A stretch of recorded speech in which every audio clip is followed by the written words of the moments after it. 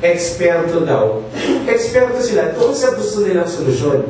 Unfortunately, hindi po nila tinitignan yung kabuuan ng teknolohiya na available na ngayon, na hindi lang isang paraan para magawa ang isang bagay. Maraming paraan po at napatunayan na yan sa Supreme Court na sinasabi natin, paulit-ulit na nila sinasabi na hindi kami lumabag ng batas. Ayan, si Jill, IT expert yan. I'm sure. Matati ko. Sir, yung kailangan magpapayan ng motion for reconsideration sa yung definition of party list terrorist. I don't think we will file a motion for reconsideration. Ang common po, normally, kapag nag-decision na ang korte, kahit talo kami, hindi kami nag-motion for reconsideration.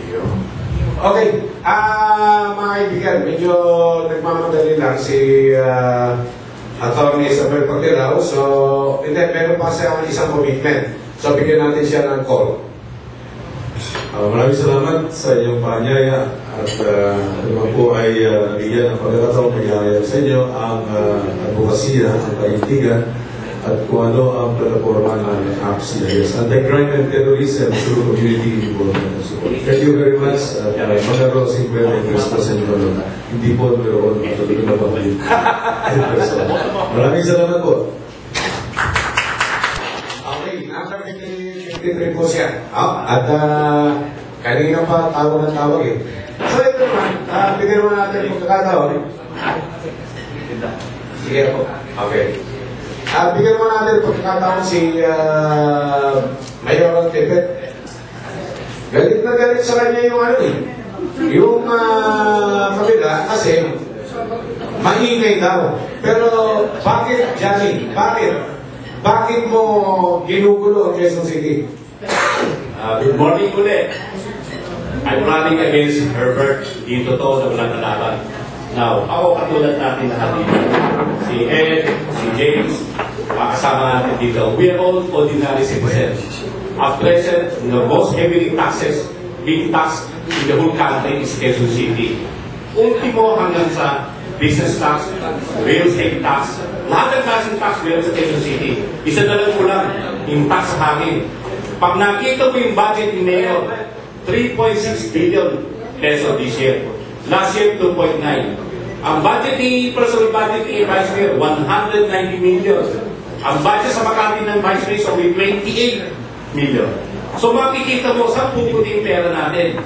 I think the problem with this country right now, because we have a weak OWA, in Commission of Audit, yan ang gumagawa ng problema. Because they just closed their eyes. Isipin mo Quezon City, may 30 million intelligence funds, 30 million confidential fund, may MO at naubusan ng account name, gumawa sila ng other MOE, 500 million. Ang personal budget ni Mayor is 300 million. Yung 300 million personal beneficio na, aside from that, may core balance ng 500 million, may lump sum appropriation 400 million. Anong beneficio na kukuha ang tao kayo dito? Katulad na simple lang, yung mga tinatawag karindere sa restaurant. If you sell 1 million Quezon City, you pay 17,500. But in Makati, you only pay 8,705. Doble. Isipin mo, kung 10 million benta mo, ang mabayaran mo Quezon City, 175,000. Sa Makati, 80 million lang. Yan ang difference sa amin, heavily taxes sa Quezon City. Business tax, ang sari-sari store, 8 mil. Makati, 2 mil. These are the differences ang sinasabi na. They are bleeding the people to dry. Ang nakakaawa din yung mga senior citizen. Kayo, tatandaan mo rin tayo lahat. Huwag ka sa akin tumingin. Hindi, tumingin sa senior. Kung pag tumanda mo tayo, when we retire, may tayo tinatawag na ibang pension. May mali tayong bahay. Under the old system, the government should take care of the people. Saan nangyayari yun? Pag-gising mo sa umaga, dahil tumaas ang buwis sa real estate tax, mawala yung bahay mo kasi hindi mo na kayang bayaran.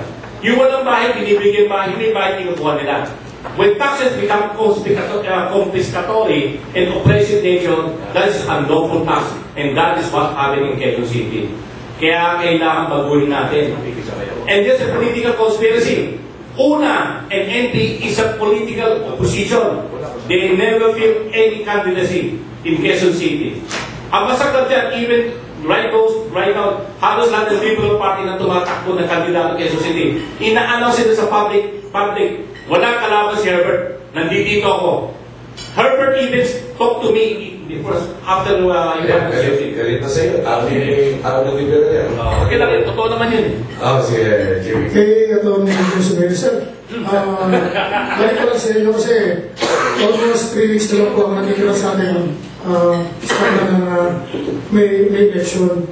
Wala po tayo pwedeng sampulan dito sa mga Comelec natin, officer natin, mga distrito kasi nakakahiya raw kasi yung promote ni chairman at yung pinopromote yung kayo ng ngakak sa radyo, sa TV, hindi po nasusunod. Kaya ang nangyayari, parang lumalabas na puro press release lang ng Comelec, pero wala nasasampulan ng mga Comelec election officer sa bawat distrito. Hindi kaya po para basta panipaniwala mag-sample kayo, lalo-lalo na dito sa Parque Quezon City, hindi lang talaga ang illegal na pagkakabit ng poster.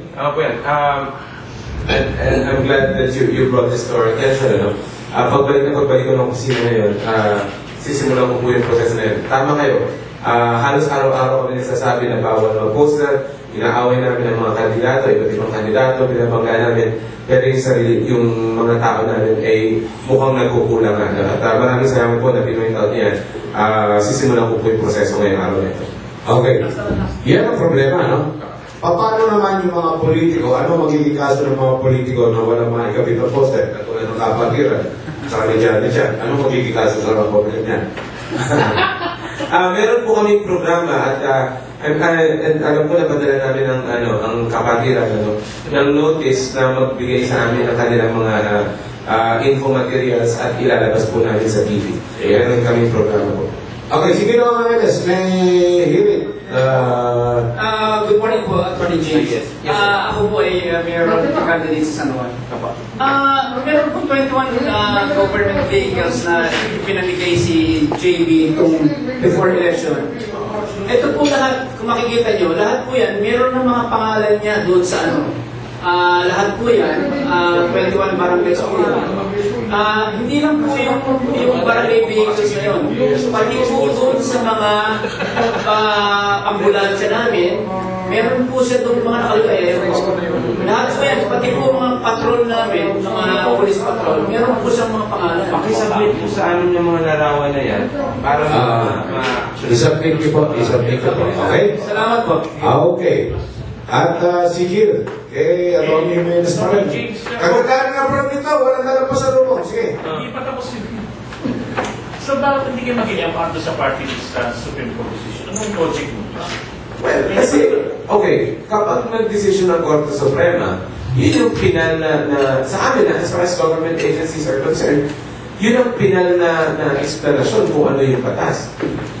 If you think about it, walang mawawala sa amin as a party, party litigant, kung matalo kami. Kasi kami, nag-decision kami base sa pagkakaintindi namin sa batas. Pag sinabi ng Korte Suprema, mali ang pagkakaintindi nyo sa batas, di mali. Supreme Court yan wala kaming i-complain dyan. Walang damage sa amin. Hindi po kasi makakapag-intervene yung ibang party kasi kayo yung petition na yata. Hindi. Kami ang kinasuhan. At nung kinasuhan kami, niruling na mali kami. Diba? So, kung kukontrahin namin yun, sabihin namin, hindi, mas magaling kami sa inyo, mali kayo. Hindi ko siguro mangyayari sa government official. Siguro. Maliban na lang kung may judgment against us na may kasamang danyos, no? In which case, kailangan namin i-defend yung whatever is ours. No? But kung ang issue lang ay interpretasyon ng batas, definitive po dyan as far as we're concerned.